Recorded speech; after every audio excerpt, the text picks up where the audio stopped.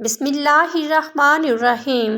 معزز ناظرین، جب عالمی دنیا میں ہر طرف شرک و کفر کی آوازیں ہر جگہ سے شروع ہو گئیں اور پوری دنیا میں بت پرستی جیسی بدترین لعنت میں دنیا والوں کو اپنے اندھیروں میں چھپا لیا، انسان ذات نے اپنے کریم رب کی بندگی چھوڑ دی اور درندوں جیسی زندگی گزارنے کا آغاز کر دیا۔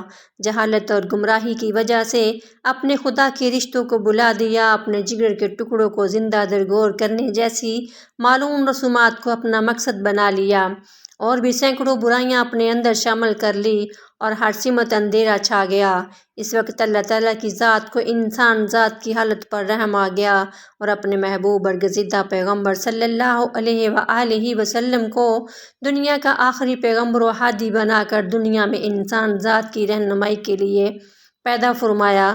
جب نبی مکرم صلی اللہ علیہ وآلہ وسلم نے اپنی زبان اطہر سے اپنے پروردگار عالم کا پیغام لوگوں تک پہنچانا شروع کیا تو ہر طرف سے اس رسول مکرم صلی اللہ علیہ وآلہ وسلم کو لوگوں نے اس پیغام سے روکنے کی کوششیں شروع کر دیں، اور جس شخص نے آپ صلی اللہ علیہ وآلہ وسلم کے پیغام کو قبول کیا، اس پر مصیبتوں کے پہاڑ گرانے شروع کر دیے اور طرح طرح کی اذیتیں دینا شروع کر دی، لیکن یہ شمع رسالت کے پروانے، آسمان نبوت پہ چمکتے ستارے، بستان نبوت کی مہک کے پھول، آفتاب رسالت میں چمکتی شعاعیں اور آغوش نبوت کے پروردہ ہستیاں اپنے آقا صلی اللہ علیہ وآلہ وسلم پر اپنی جان و مال اور اولاد قربان کرنے کے لیے تیار ہو گئے، لیکن اس رسول محترم صلی اللہ علیہ وآلہ وسلم کے دامن کو چھوڑنے کا تصور بھی نہیں کیا۔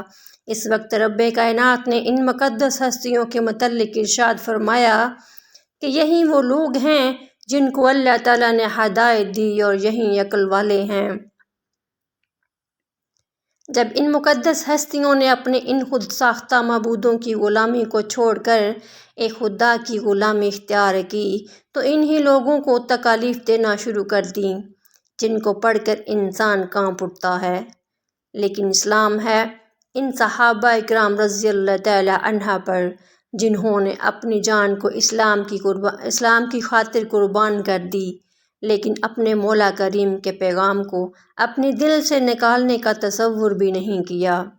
ان مقدس ہستیوں کے واقعات کو پڑھ کر ایک مسلمان کا ایمان شک و شبہات سے پاک ہو جاتا ہے اور ہر قدم پر اپنی کامیابی کا یقین زیادہ ہو جاتا ہے۔ حضرت بلال رضی اللہ تعالی عنہ مکہ کے لوگوں کو بہت ہی کم جانتے تھے، کیونکہ غلام تھے اور عرب میں غلاموں سے انسانیت سوز سلوک عام تھا۔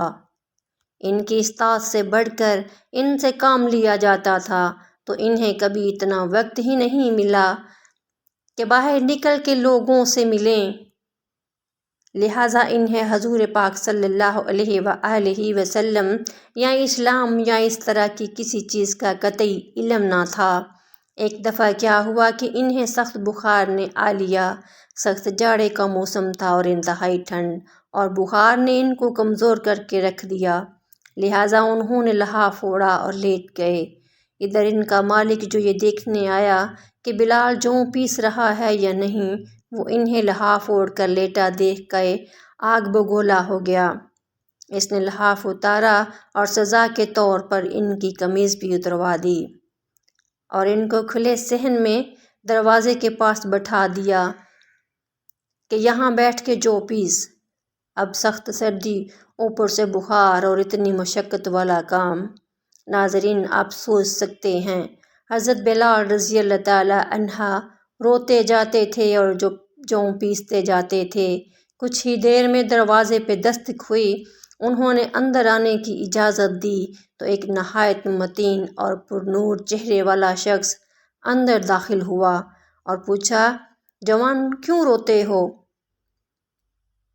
جواب میں حضرت بلال نے کہا کہ جاؤ اپنا کام کرو، تمہیں اس سے کیا، میں جس وجہ سے بھی روؤں۔ یہاں پوچھنے والے بہت ہیں لیکن مداوا کوئی نہیں کرتا۔ قصہ مختصر کہ بلال نے حضور پاک صلی اللہ علیہ وآلہ وسلم کو کافی سخت جملے کہے۔ حضور صلی اللہ علیہ وآلہ وسلم یہ جملے سن کے چل پڑے، جب چل پڑے تو بلال نے کہا کہ بس میں نہ کہتا تھا کہ پوچھتے سب ہیں دعویٰ کوئی نہیں کرتا۔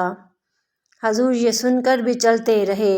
بلال کہتے ہیں کہ دل میں جو ہلکی سی امید جاگی تھی کہ یہ شخص کوئی مداوع کرے گا، کوئی مدد کرے گا، وہ بھی گئی، لیکن بلال کو کیا معلوم کہ جس شخص سے اب اس کا واسطہ پڑا ہے وہ رحمت للعالمین ہے۔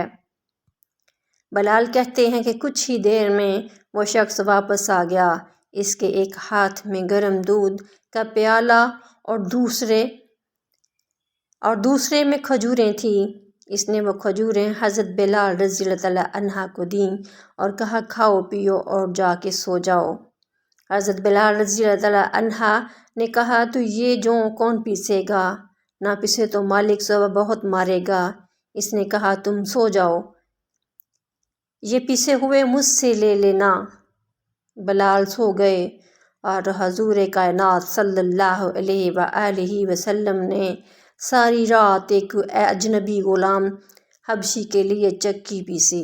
صبح بلال کو پسے ہوئے جو دیے اور چلے گئے۔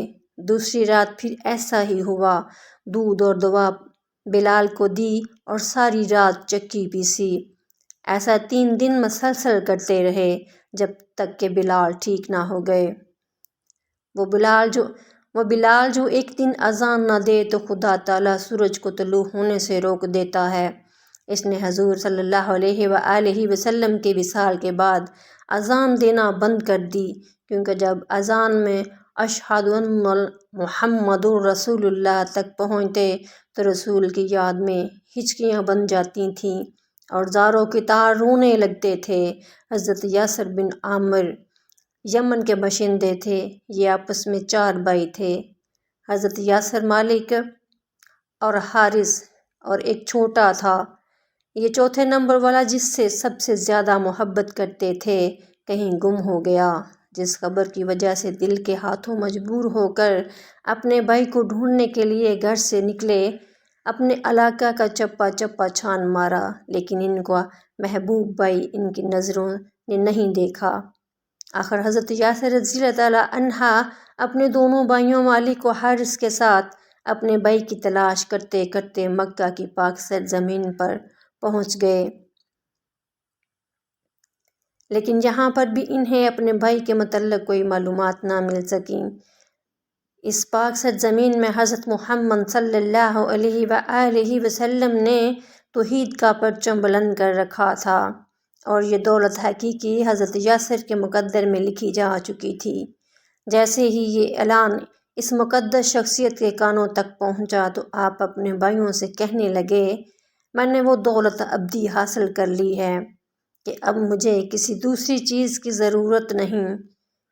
اگر رہنا چاہتے ہو تو میرے ساتھ رہ سکتے ہو، ورنہ تم اپنی مرضی سے مجھے چھوڑ کر جا سکتے ہیں، مجھے تم سے شکایت نہیں ہے۔ یہ بات سن کر دونوں بھائی مایوس ہو کر سرزمین مکہ پاک سے اپنے ملک یمن چلے گئے، لیکن حضرت یاسر بن عامر رضی اللہ تعالیٰ عنہ مکہ پاک میں سکونت اختیار کر لی اور یہاں پر ابو حذیفہ بن مغیرہ سے حلیفانہ تعلقات پیدا کر لیے۔ ابو حذیفہ نے اپنی ایک نیک سیرت لونڈی حضرت سمیہ بنت حباب رضی اللہ تعالیٰ عنہ حضرت یاسر رضی اللہ تعالیٰ عنہ کو بخش دی، جس سے انہوں نے نکاح کر لیا اور اپنی زندگی کے دن مکہ پاک میں گزارنے لگے۔ بالآخر قدرت نے حضرت یاسر اور حضرت سمیہ رضی اللہ تعالیٰ عنہ کو ایک خوبصورت بچہ عطا فرمایا، جس کا نام حضرت عمار رضی اللہ تعالیٰ عنہ رکھا گیا۔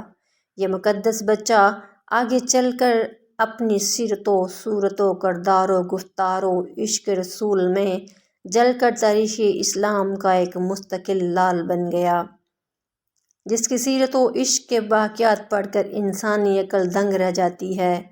سیدنا ابو ذر غفاری رضی اللہ تعالیٰ عنہ کو خلیفہ سوم سیدنا عثمان رضی اللہ تعالیٰ عنہ نے مدینہ سے عراق چلے جانے کا حکم دیا، چنانچہ وہ اپنے اہل و عیال کے ساتھ وہاں سے چلے گئے۔ 32 ہجری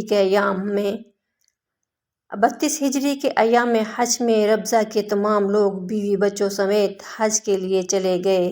ابو ذر غفاری رضی اللہ تعالی عنہ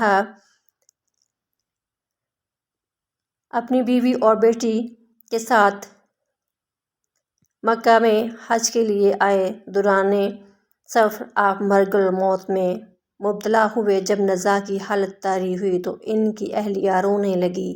ابو ذر رضی اللہ تعالی عنہ نے نحیف آواز میں پوچھا کہ روتی کیوں ہو؟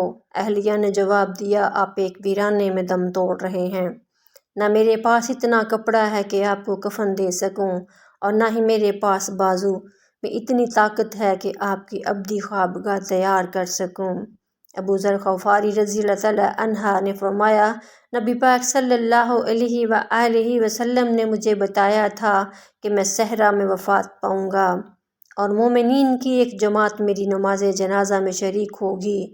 تم باہر جا کر دیکھو، آپ کے ارشاد کے مطابق مسلمانوں کی کوئی جماعت ضرور آتی ہوگی۔ ابو ذر رضی اللہ تعالی عنہ کی اہلیہ ٹیلے پر چڑھ گئی اور ٹیلے پر چڑھ کر انتظار کرنے لگی۔ تھوڑی دیر بعد چند سوار نمودار ہوئے۔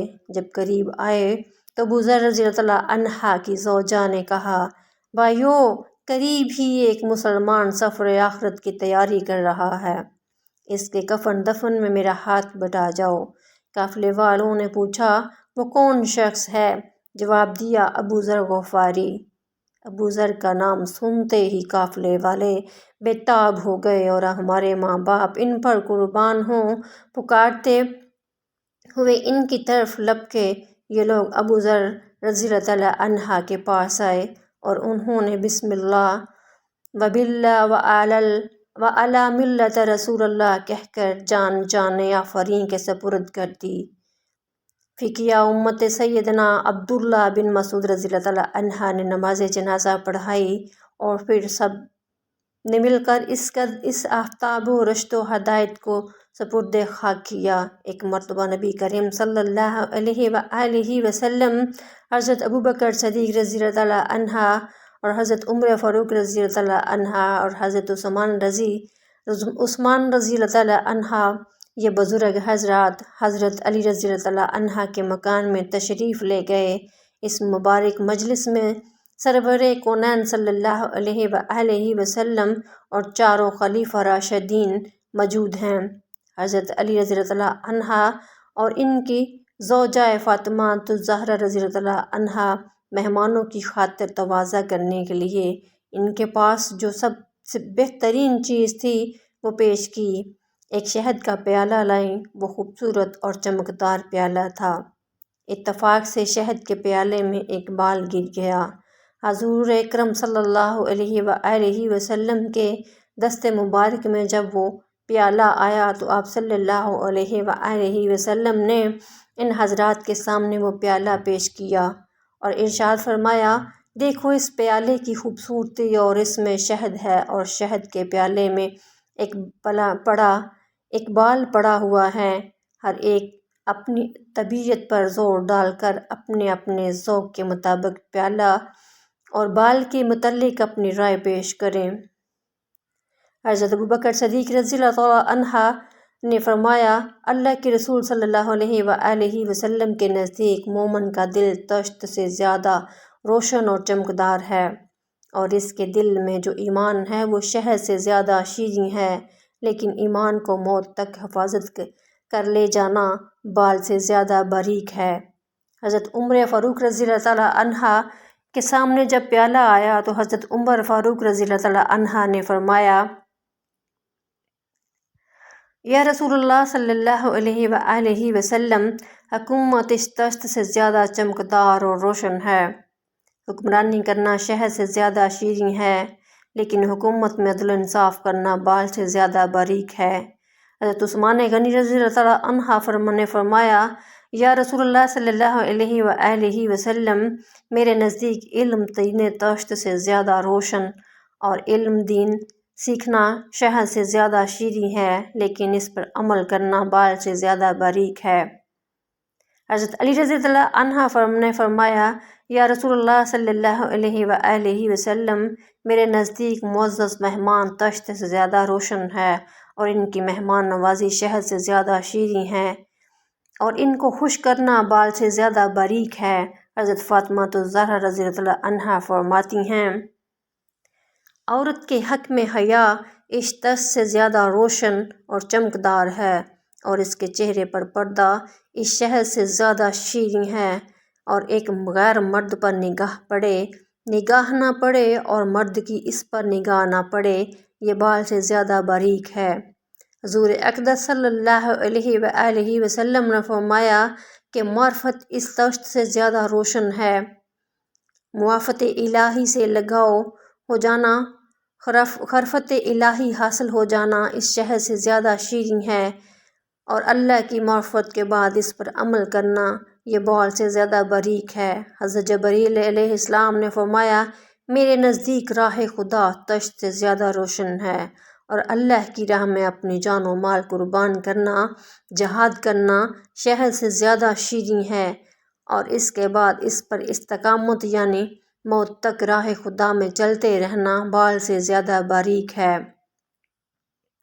اللہ تعالیٰ فرماتے ہیں، جنت اس تشت سے زیادہ روشن ہے، اور جنت کی نعمتیں اس شہد سے زیادہ شیریں ہیں، لیکن جنت تک پہنچنے کے لیے پل صراط بال سے زیادہ باریک ہے۔ اللہ پاک ہمارے پل صراط کے سفر کو آسان فرمائے اور ہمیں نیکوکاروں میں سے اٹھائے، آمین ثم آمین۔ ناظرین، ویڈیو پسند آئے تو لائک اور شیئر ضرور کر دیا کریں۔ مزید اسلامک ویڈیوز کے لیے ہمارے چینل کو سبسکرائب کر لیجئے۔